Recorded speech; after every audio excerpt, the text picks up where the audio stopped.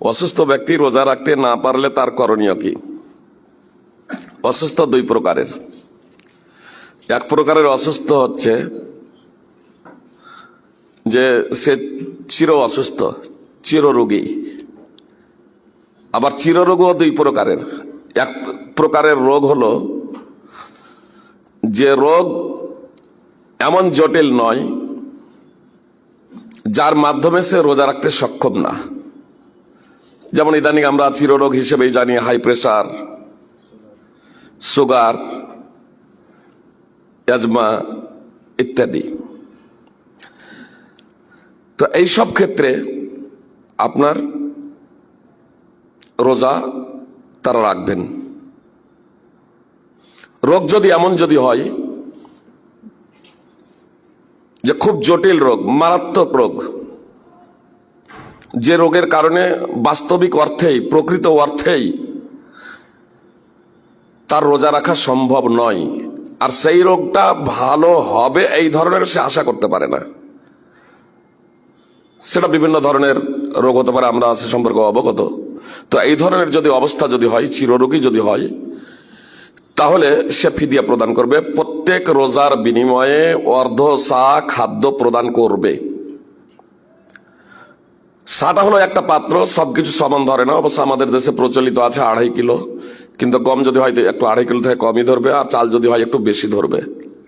সাধারণভাবে যদি 1 মাসের রোজার বিনিময়ে 1 মণ খাদ্য দিয়ে দেওয়া হয় 40 কিলো, তাহলে যথেষ্ট ইনশাআল্লাহ। যাদের বললাম যে অ্যাজমা রোগে এমন একটা রোগ নয় যে কারণে সে রোজা রাখতে সক্ষম নয়, তাহলে কিছু কিছু অ্যাজমার ক্ষেত্রে দিনে তাকে ইনহেলার নেওয়ার প্রয়োজন পড়ে। শুধু যদি 1-2 বার যদি ইনহেলার যদি দিনে ব্যবহার করেন তাহলে রোজা রাখতে কোনো সমস্যা নেই। মানে ক্ষুধা তৃষ্ণার কোনো সমস্যা না, অক্সিজেনের সমস্যা, ইনহেলার নেওয়ার সমস্যা হতে পারে। তো ইনহেলার রোজা অবস্থায় নেওয়া যাবে কি যাবে না? যে ইনহেলার নিতে পারা যায়, কোনো সমস্যা নেই। একজন রোজাদার একান্ত প্রয়োজনে, সাধারণত সাহরি খাওয়ার আগে, মানে শুভে সাদি খাওয়ার আগে এবং সূর্য অস্তমিত হওয়ার পরে আপনি নেবেন। তারপরেও যদি দিনের বেলায় প্রয়োজন পড়ে যায় একান্ত ভাবে, তাহলে ইনহেলার আপনারা নিতে পারেন, এর জন্য রোজা ভেঙে যাবে না। সৌদি ফতোয়া কমিটির মুফতিগণ একথাই উল্লেখ করেছেন। এক ধরনের ক্যাপসুল পাওয়া যায় যা জিহ্বার তলায় রাখা হয়, সেটা গলে যায়। ওই গলিত পদার্থটা যদি গিলে না নেওয়া হয় তাহলে রোজা হয়ে যাবে, কোনো সমস্যা নেই। গলিত পদার্থটাকে আপনি ফেলে দেবেন, জিহ্বার তলায় রেখে যখন সেটা গলে যাবে আপনি ফেলে দেবেন, রোজা হয়ে যাবে, কোনো সমস্যা নেই। আর যদি রমজান মাসে কেউ অসুস্থ হলো, রোগাক্রান্ত হলো, রোগী হলো, কিন্তু এই রোগটা সাময়িক, কেউ হয়তো জ্বর হয়েছে, কারো জ্বর হয়েছে এই রমজানে, তাহলে এ ব্যক্তি রোজা কাজা করবে, ফিদিয়া দেবে না। এ ব্যক্তি রোজা কাজা করবে, মানে রমজান মাসে যতটা সম্ভব রমজান মাসে সুস্থ অবস্থায় রোজা রাখবে।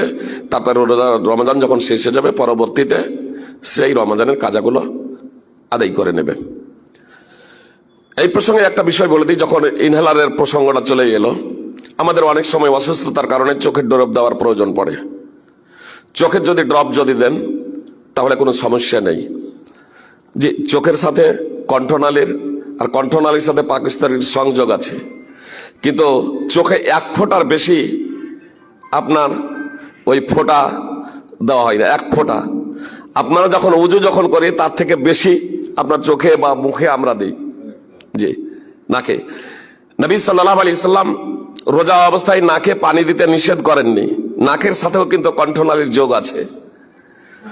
অবশ্য নবী সাল্লাল্লাহু আলাইহি সাল্লাম বলেছেন, বালিগ ফিল ইস্তিনশাক ইল্লা আন তাকুনা সায়মা। নাকে উত্তম ভাবে পানি প্রবেশ করিয়ে তা পরিষ্কার করবে, তবে যদি সিয়াম অবস্থায় থাকো তাহলে উত্তম ভাবে ভিতরে পানি প্রবেশ করাবে না। খুব বেশি পানি প্রবেশ করবে না। পানি প্রবেশ করাতে নিষেধ করলেন না। রোজা অবস্থাতেও একজন ব্যক্তি যখন উজু যখন করবে, কুলি করবে,